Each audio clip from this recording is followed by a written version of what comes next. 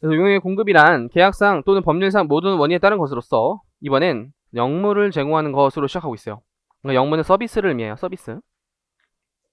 그래서 미용실에서 머리 자르는 것, 아니면 목욕탕에서 세신사분의 때밀이 행위를 받는 것, 또는 안마사의 안마 용역을 받는 것, 이런 것들 다 영무의 제공이라고 보시면 됩니다. 그리고 두 번째, 용역에 해당되는 게 하나 더 있어요. 시설물, 권리 등 재화를 사용하게 하는 것이라고 되어 있네요. 그래서 권리는 이미 앞에서 했다. 권리의 대여가 용역의 공급이요. 그리고 시설물 등 재화를 사용하는 것에 가장 실무적으로 많이 사용되는 게 부동산 임대 용역, 부동산 임대 용역이라고 그러죠. 부동산 임대 용역. 부동산을 빌려준 거죠. 부동산을 사용하게 하는 것. 그때 더 구체적으로 용역이 뭔지에 대해서 나와 있는데, 서비스란 재화 외에 재산적 가치가 있는 모든 영무와 그 밖의 행위를 말한다 라고 되어 있네요. 근데 이렇게 표현해도 사실 이게 용역인지 재화인지 좀 모호해요. 그래서 법은 용역을 좀 더 구체적으로 이렇게 14가지의 업종은 용역의 공급이다 라고 규정해놨어요. 그래서 다 외울 수는 없고 몇 가지만 체크할게요. 동그라 1번에 건설업 체크하세요. 건설업은 주의하실 게 이제 자기의 주요 자재를 전부 또는 일부를 부담하고 건설 용역이라는 걸 제공하는 것이죠. 근데 방금 앞에서 배웠을 땐 자기의 자재를 부담하면 재화의 공급이라고 배웠죠. 그럼 이게 재화의 공급인지 용역의 공급인지 헷갈리는데, 건설 용역은 용역의 서비스가 절대적으로 높다라는 거예요. 건설 용역하는 행위에 그 서비스가 짙다. 그래서 자기의 주요 자재를 부담하더라도 얘는 무조건 용역의 공급이다 라고 법엔 지정하고 있는 거예요. 그래서 그 내용 동그라미 1번에 페이지 어디에 연결시켜 놓으시냐면 46페이지. 그래서 46페이지에 표가 두 가지가 있는데 두 번째 표의 예외를 볼게요. 두 번째 표의 예외를 볼게요. 예외 건설업의 경우 건설업자가 건설자재의 전부 또는 일부를 부담하는 것, 이것만 보면 가공계약으로서 재화의 공급으로 볼 수도 있지만 건설업의 건설 용역 서비스가 짙다. 그래서 무조건 용역 공급이요. 오른쪽에 용역 공급의 체크. 그리고 다시 앞쪽으로 넘어오셔서 두 번째 숙박업과 음식점업, 특히 음식점업 체크하세요. 음식점업. 저도 아침에 어제 저녁을 안 먹어서 너무 배고파가지고 강남역 지하상가에서 김밥을 한 줄 먹고 왔어요. 그렇게 아침 일찍 열더라고요. 7시 40분 정도였는데 사람도 많았어요. 그리고 거기 야채김밥이 기가 막혀요. 근데 거기는 또 오뎅이 진짜 맛있어요. 오뎅이 거의 끊을 수 없는 매력이요. 그래서 2개씩 먹어요. 2개씩. 그럼 음식점에서 그 음식 용역을 하는 게 사실 거기에 자재도 들어가잖아요. 오뎅이면 그 오뎅, 김밥이면 밥, 뭐 맛살, 햄 이런 게 들어가잖아요. 그럼 이것도 재화의 공급일까, 용역의 공급일까, 모호하다는 거예요. 근데 이것도 음식 만드는 행위가 훨씬 크다. 그래서 무조건 용역의 공급으로 볼게요. 무조건 용역의 공급으로 볼게. 건설업이랑 같죠? 그러나 또 오해하시면 안 되는 게, 편의점에서 이제 강남역 지하상가가 귀찮아서 여기 앞에 GS 편의점에서 김밥을 한줄 사 먹었다. 그건 재화의 공급이죠. 그거는 도소매업이에요. 도소매업 재화의 공급이에요. 그래서 김밥을 만들어서 곧바로 제공하겠다면 그거는 음식점으로서 용역의 공급이지만, 이미 제조 완성된 김밥을 팔고 있으면 그거 재화예요. 재화. 그래서 재화의 공급이에요. 재화의 공급. 잘 보셔야 돼요. 그 다음 6번 체크하세요. 부동산업, 부동산 임대업. 그래서 부동산 임대 용역의 공급이지만 여기엔 단서지면 붙어있네요. 다만 다음에 해당하는 사업은 제외한대요. 제외자에 동그라미 치시고, 앞으로 모든 세법에서 이런 제외한다는 말을 당연히 제외한다로 기억하셔야겠지만 추가적으로 제외해서 어떻게 할 건데 그 제외의 의미를 꼭 아셔야 돼요. 제외의 의미를 아셔야 한다. 그래서 여기서 제외한다는 건 아예 용역의 범위에서 제거하고 있다예요. 따라서 부가세가 과세되지 않는다. 결론적으로 제외는 부가세 과세 X라고 적었어요. 아예 용역의 범위에서 제외시킴으로써 부가세를 과세하지 않겠다. 그게 제외의 의미요. 그래서 항상 이렇게 제외 그대로 나올 수도 있지만 이 의미로서 조문이 많이 구성돼서 실제 기출문제가 그런 식으로 많이 나올 거예요. 그때 기억, 니은 보시면 다 좋은 목적에 쓰이는 거기 때문에 부가세를 과세하지 않겠죠. 그래서 기억 보시면 전답, 과수원, 목장용지, 임야, 염전, 임대업. 그래서 주로 농촌이나 어부에서 이제 농업하시고 어업하시는 분들한테 과세하면 안 되겠다요. 그래서 농촌 시장에 유리한 목적. 그래서 제재 목적 아니고 농촌 시장한테 좀 정책 혜택상 목적. 그 다음 니은이 올해 신설됐어요. 신설된 내용이니까 좀 더 힘있게 보셔야겠죠. 니은이 올해 신설됐다. 그래서 공공의 이익을 위한 공익사업과 관련한 지역권이라는 부동산 권리와 지상권이라는 부동산상의 권리, 지금은 그냥 부동산상의 권리다 정도로만 볼게요. 이런 두 가지 부동산상의 권리를 설정하거나 대여하는 사업은 본래 부가세 과세했었으나 이게 어떤 거냐면 어떤 도로에 위에 이제 전봇대 이런 거 설치해야 돼요. 그럼 그 도로를 잠깐 빌려주거나 설정되어야 하는 그런 업종을 지역권, 지상권 설정되어서이래요. 그래서 전봇대 설치하는데 부가세 과세가 이러면 안 되겠죠. 그래서 제외로 신설해서 제외로. 근데 이 내용이 조금 더 중요한 건 나중에 소득세에서 다시 나와요. 이 규정이 소득세에서 일단 다시 나올 것이다. 소득세까지 배우고 부가세 규정 때 이렇게 배우셨죠? 하고 정리해 드릴 텐데 그때 대답을 꼭 잘 하셔야 돼요. 그때 대답을 꼭 잘 하셔야 된다. 소득세랑 비교할 것이다. 나머지는 참고 목적으로 보시고 13번은 질문이 가끔 들어와서 미리 설명드리는데 가군의 고용활동이 뭐예요? 라는 질문이 들어왔었어요. 근데 가사도우미 이런 거 말하는 거예요. 가사도우미. 가사도우미에 그 뭐 애기 돌보고 청소하는 용역. 그래서 용역의 범위에 포함되어 있다.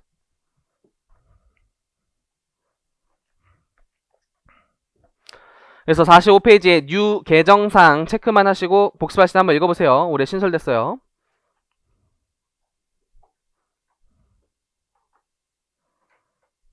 그 다음에 제도의 취지에서 용역 공급 사업을 구체적으로 열거한 이유에서 두 번째 문단에 두 번째 줄 끝에 그런데를 볼게요.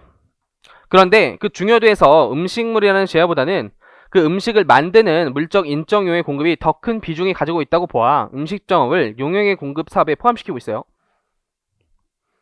건설업도 마찬가지. 그리고 세부사항에 한 줄 정도만 좀 체크할게요. 재화 용역을 공급하는 사업의 구분에서 재화나 용역을 공급하는 사업의 구분은 이렇게 부가세 시행령에 규정이 되어 있지만 사실 업종이 훨씬 많아요. 따라서 이 시행령에 다 담을 수 없기 때문에 시행령이 없다면 통계청장이 고시하는 해당 과세량 개시현재의 한국 표준사업 분류에 따른다. 주로 옳은 표현으로 나올 테지만 모르고 들어가면 모르는 질문은 오답처럼 보여요. 시험장에서. 처음 보는 질문은 시험장에서 오답처럼 느껴진다. 오답처럼. 그래서 한 줄씩 가끔 옳은 표현으로 나오기 때문에 체크만 할게요. 당연한 말이 써져 있지만 체크만 할 것이다. 자, 이제 양가로 이번에 용역 공급의 범위를 볼게요. 그 범위는 다음과 같다라고 하고 뒷장에 넘어가시면 크게 둘로 나눠져 있었죠. 용역은 영물을 제공하는 것과 시설물, 권리 등 재화를 사용하게 하는 것 두 가지로 크게 나눴었어요. 근데 영물을 제공하는 것의 성격을 보시면 인적 용역의 제공이라고 나와 있는데 주로 머리 자르고 뭐 때밀이 밀고 이런 거 생각하시면 좋다. 근데 또 다시 한번 뒤에서 이게 면세랑도 살짝 연결이 될 거예요. 근데 비고는 앞에서 배운 내용이다. 고용 관계에 따라 근로를 제공하는 것은 용역의 공고를 보지 않는다. 그 이유가 뭐죠? 그 이유. 사업자 중에서 어떤 요건을 불충족했어요. 그 요건은 독립성인 것이다. 독립성. 사업자의 요건 중 독립성의 요건을 갖춰야 되는데 근로자가 대표적으로 종속성 성격을 띠고 있다 그랬죠. 그래서 독립성 요건을 갖추지 못해서 사업자가 될 수 없고 부가세가 과세될 수가 없다요. 그 다음 두 번째, 시설물, 권리 등 재화를 사용하는 것. 다시 둘러나서 이제 대표적인 게 물정용의 제공, 부동산 임대업을 체크하세요. 부동산 임대업. 부동산 임대 용역이에요. 네, 오른쪽에 비고 이제 농촌이나 어업에 부가세 과세되지 않음을 취지로 삼아서 이런 것들 과세 대상에 열거하지 않고 올해 신설돼서 하나 더 있다 그랬죠. 공익사업과 관련된 거. 그 다음에 권리의 양도는 재화의 공급이나 권리의 대여는 용역의 공급이요. 그 대표적인 사례가 오른쪽 비고에 산업상, 상업상, 과학상, 지식, 경험 또는 훈련에 관한 정보를 제공하는 것인데 영어에 오히려 체크해서 노하우의 제공이에요. 쉽게 이야기해서 노하우 제공. 그래서 골목식당 그래서 백종원 선생님께서 이제 각종 노하우들을 많이 전수하고 약간 그걸 전문적으로 돈을 받는다. 그럼 이제 용역의 공급으로서 부가세가 발생된다는 거예요. 노하우 제공. 그 다음에 이제 가공계약이 아래쪽에 정리가 잘 돼 있어요. 그래서 가공계약 같은 경우에 원칙을 보시면 자기가 주요 자재를 전혀 부담하지 않고, 여기 체크할게요. 자기가 주요 자재를 전혀 부담하지 않고 그냥 단순히 가공만 해준다. 그때는 용역의 공급. 그러나 자기의 주요 자재의 전부 또는 일부죠. 전부 또는 일부에 체크하셔서 일부 부담하더라도 재화의 공급인 것이다. 재화의 공급인 것이다. 그러나 건설업이나 음식점업의 경우에는 서비스적 성격이 너무 짙기 때문에 무조건 용역 공급. 무조건 용역 공급. 그래서 오답 한번 구성해보면 건설업의 경우에 자기의 주요 자재를 부담하면 재화의 공급이지만 자기의 주요를 부담하지 않았다면 용역의 공급이다.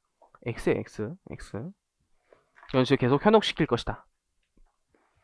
그 다음 대가의 수반에 체크하셔서 이게 첫 번째 용역 공급과 재화의 공급의 차이점이 나오고 있는 것이다. 차이점. 그래서 앞에 재화의 공급을 볼 때는 대가의 수반이라는 목차가 없었었어요. 지금 용역의 공급에 대해서만 지금 나오고 있다. 의심하시는 분들 한 장씩 넘어가 보시고 대가의 수반은 없었어요. 재화 공급에서. 그래서 사실 이거는 시험에는 크게 뭐 작용하지 않지만 그 공급의 개념에, 재화의 공급의 개념에 대가 수반이 있어야 된다라고 하는 교수님도 계시고, 대가 수반 없어도 계약상, 법률상 실질적 인도 양도가 일어났다면 공급이다 라고 주장하는 분들이 계세요. 근데 저는 대가 수반 없어도 공급을 본다는 입장이요. 재화 공급일 때. 근데 용역의 공급은 대가의 수반이란 목차가 있듯이 대가 수반 여부에 따라서 공급이 될 수도 있고 안 될 수도 있어요. 그래서 오른쪽이나 어디 빈칸에 이렇게 좀 필기를 해둘게요.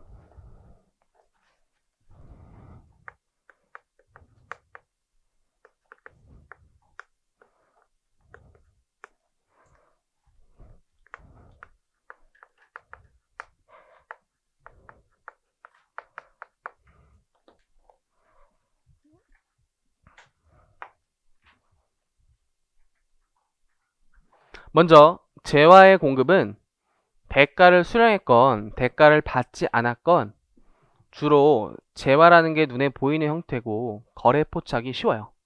따라서 대가 수반 여부와 관계없이 공급으로 본다요.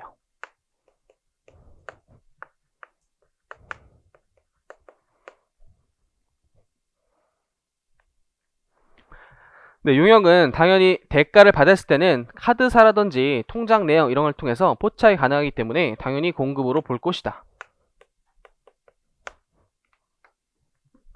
그러나 용역의 공급을 대가 없이 공짜로 했다면 사실상 알 수가 없다. 그래서 목욕탕에 한번 갔는데 신신사분이 이제 친구 아버지였어요. 그냥 소설이에요, 소설. 친구 아버지가 오우씨 많이 컸네 하면서 저를 공짜로 잘랐다. 공짜로 때밀이를 밀어줬다. 근데 하필 옆에서 때미는 분이 강남 세무서장이었던 거예요. 갑자기. 그래서 돈을 안 받는 걸 보고 이거 부가세 용역 부문대 왜 안 내시냐고. 그때 저는 이제 그렇죠. 저만 안 내냐고. 왜 나만 내? 그리고 냈다, 받았다, 사실 받았다 이렇게 주장했을 때 포착이 안 된다는, 포착이 알 수가 없다. 그리고 그렇게 세무서장 옆에 있을 확률은 거의 로또 확률에 가깝죠. 그래서 대가 없을 때는 포착이 안 돼, 포착이. 그래서 원칙적으로는 공급으로 볼래야 볼 수가 없다예요. 그러나 예외가 있어서 중요한 것이다.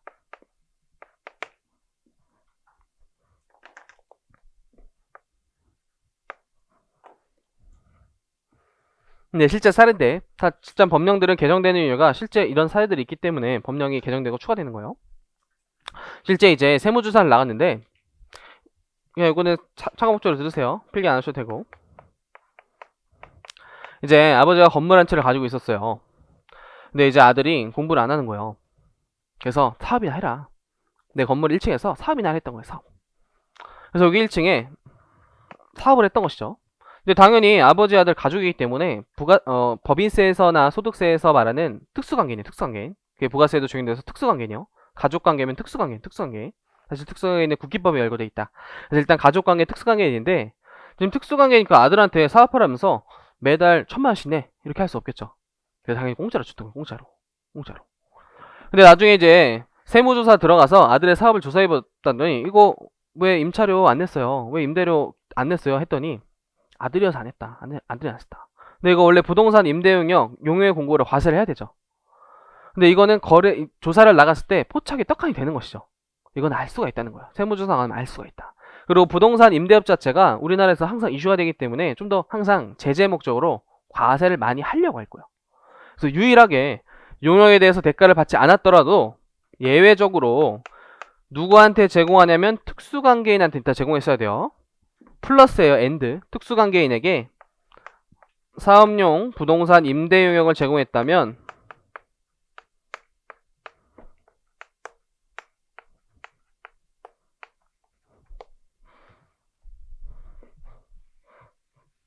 그때는 예외적으로 용역의 무상 공급에 대해서도 공급으로 보아 과세하겠다요. 특히 여기 힘있게 보셔야겠죠. 하지만 이 특수관계인 플러스 사업용 부동산 임대용역 외의 모든 무상 용역의 공급에 대해선 포착이 안 되므로 과세하지 않겠다요. 과세하지 않겠다. 그래서 요걸로 시작하시는 거예요. 원칙.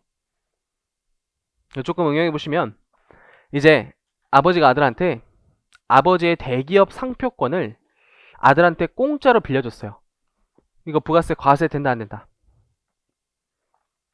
아버지의 대기업 상표권 아들한테 공짜로 빌려줬다. 너가 이 브랜드 가치를 통해서 다른 계약을 떠와라. 이렇게 공짜로 빌려줬다.